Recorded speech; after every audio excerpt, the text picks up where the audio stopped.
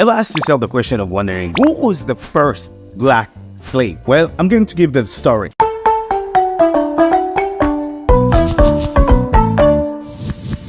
One side is that there is no information about the first black slave who were taken from Africa to America, to be specific, and the names and everything. But there is real data about the very first person who was known or declared to be a slave for life. And before I tell you his story, let me give you a brief of how the whole moment of him becoming a slave for life happened. In 1619, the very first Africans from the English America, like America back then was still an English colony, the very first Africans are coming. And that is known as to be somehow the beginning of slavery in America. But before that, the institution of slavery existed for centuries in Europe. And soon it was being added slowly in the colonies of the English. And in the very beginning years of America, slavery didn't have any legal name or a real practice name because it was kind of in a trial phase, or they didn't know exactly what they were doing with it. So they will be just like servants or lifetime servants, if I could say so. But then in the midst of the 17th century, the two things started changing because at that moment now a lot of plantations and work started requiring much more people. And that is when they saw the opportunity in these workers who couldn't reclaim their status or money to make them into slaves, especially in the South. So the institution of slavery started growing much more and more. So let me tell you the story about the very first known black slave. His name is John Punch. Not so much is not about his life before being a slave, but it's known that he came from Central Africa and he came to America. He is known to be among the type of servants who agreed to work for a certain master for a period of time. But unfortunately for John Punch, while he was serving his master, he attempted to escape with other two servants whom both were Europeans, and he was a black African, and that was in 1640. But then after being judged, the sentence was given that all three were condemned, but it became much more harsher